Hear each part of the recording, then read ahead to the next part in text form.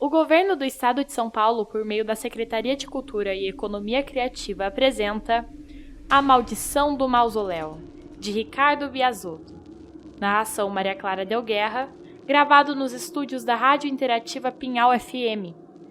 Este é um livro de ficção livremente inspirado nas lendas de Espírito Santo do Pinhal, São Paulo.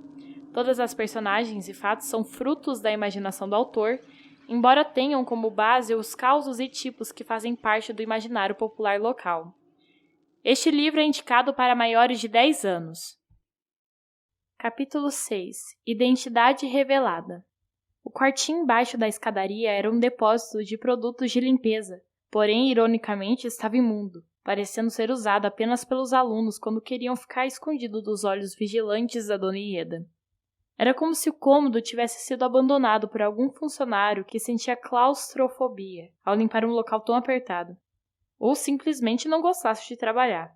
A primeira impressão também fez Camundá concluir que ali poderia muito bem ser o covil de alguma bruxa, como a própria Dona Ieda.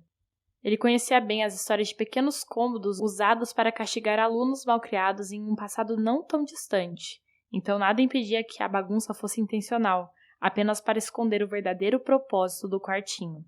Ao perceber a loucura da suposição, Camundá balançou a cabeça para os lados, desfazendo-se dos pensamentos fantasiosos da sua mente.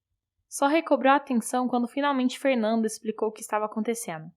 Esse é o Ed Carlos. Ele estava comigo ontem à noite. Camundá se atentou ao garoto em sua frente e percebeu ser o mesmo que zombou da sua cara no dia anterior. A fisionomia de Ed Carlos era das mais comuns, sem qualquer característica que destoasse dos demais adolescentes da mesma idade. Porém, o rosto de pele alva tinha o medo estampado em cada linha de expressão. Ele transpirava tamanho nervosismo e parecia ter visto um fantasma ou algum monstro capaz de dilatar suas pupilas. Os olhos amedrontados e cansados se intensificavam pelos óculos de grau na ponta do nariz arrebitado, em um sinal de alguém que não conseguiu pregar o olho durante a noite anterior. Os pés do menino batiam em um ritmo descontrolado, chamando muita atenção para a ansiedade semelhante a que Camundá viu em Fernanda minutos antes. Camundá não sabia como estar ali poderia ajudá-los. Na verdade, estava desconfiado da situação e demorou a se dar conta de que precisava descobrir mais detalhes sobre tudo aquilo. Passava da hora de entender melhor a revelação que ouviu antes de ser puxado para o quartinho, por isso olhou para os rostos apreensivos dos colegas de turma e questionou. O que vocês estavam fazendo no cemitério?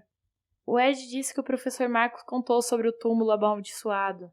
Fernanda respondeu apressada. Resolvemos riscar o túmulo. Ed continuou a explicação antes de qualquer questionamento.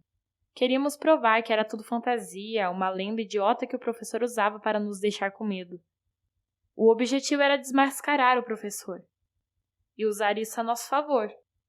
Mas o que vimos não é desse mundo. Nós juramos. As falas deixaram Camundá preocupado. Várias dúvidas rondavam a sua mente, afinal, não sabia se os colegas eram confiáveis. A história poderia ser apenas uma armação pensada com a intenção de assustá-lo em um trote de boas-vindas. Não seria a primeira vez. Ele tinha péssimas recordações de, aos 6 anos, ser colocado dentro de um tambor de lixo pelos alunos mais velhos.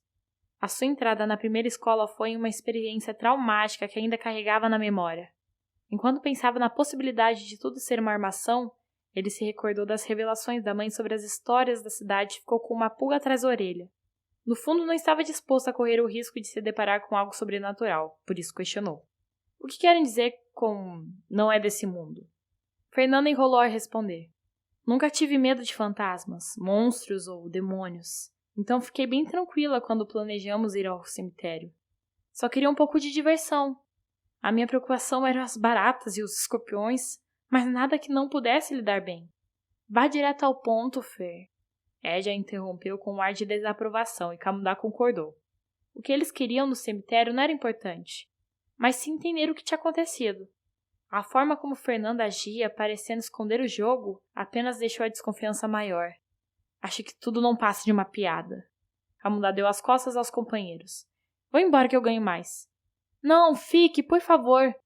Ele ficou surpreso quando mais uma vez sentiu um puxão em seu braço direito. Então falem tudo o que vocês sabem. Ok. Ela respirou fundo.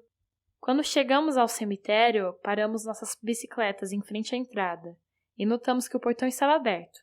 Não era normal, mas não nos importamos. Poderia ser só uma coincidência. O meu pai sempre disse que às vezes isso acontece. E de Carlos revelou, mas ninguém prestou atenção no menino. Então entramos no cemitério e vimos uma luz estranha surgir do nada. Nos assustamos, mas tudo piorou quando vimos o professor Marcos, que estava olhando para o alto do morro como se observasse algo estranho. Depois disso, ela suspirou e apontou para o alto. Nós estávamos vendo...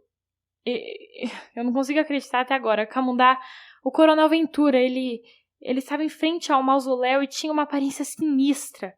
Camundá tentou absorver os comentários, algo que seria difícil até para as pessoas acostumadas com visões do além. O que estávamos vendo era o próprio Coronel Ventura. O que vocês estão dizendo é que... Camundá gaguejou, sentindo gotas de suor carregadas de pavor, caindo por suas bochechas fartas. Não é possível. Sim, o coronel assassinou o professor Marcos, eu juro. Isso é impossível, jamais um homem morto... É o que todos vão me dizer, por isso precisamos da sua ajuda.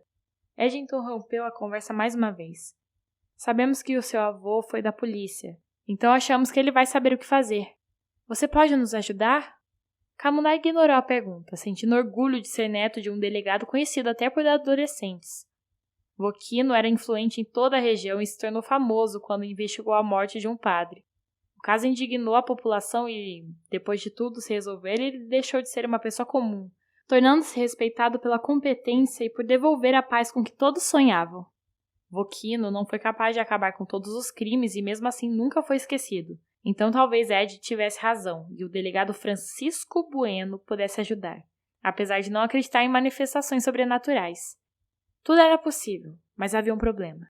Camundá não poderia colocar o avô em uma situação perigosa, em que talvez coisas do além estivessem envolvidas. Não, meu avô tá aposentado, não vai aceitar. Ele foi interrompido de repente. Que barulho foi esse? Ed perguntou assustado. Veio lá de fora. Alguém sabe que vocês ficam aqui? Fernanda balançou a cabeça. Curioso com a origem do estrondo, Camundá entreabriu a porta.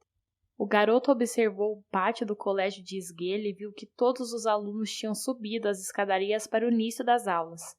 Apenas um homem de cabelos ondulados continuava por perto, arrastando um tambor de lixo vermelho. Que cheiro horrível! Fernanda fez cara de nojo. Fecha essa porta! Era um funcionário arrastando o lixo, o menino revelou. Ah! Fernanda então retomou a conversa. Camundá, nós estamos assustados.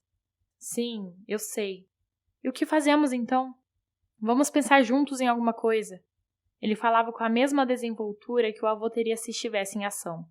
Vou pensar em alguma coisa, mas não voltem lá enquanto não resolvermos isso. Se for mesmo real, não quero que ninguém morra. Isso é real.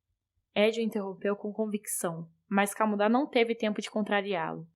Antes que pudesse argumentar, ele ficou sem reação quando Fernanda pulou em sua direção e lhe deu um abraço apertado, parecendo que o novo colega de sala era a última esperança de resolver toda a encrenca em que ela se envolveu.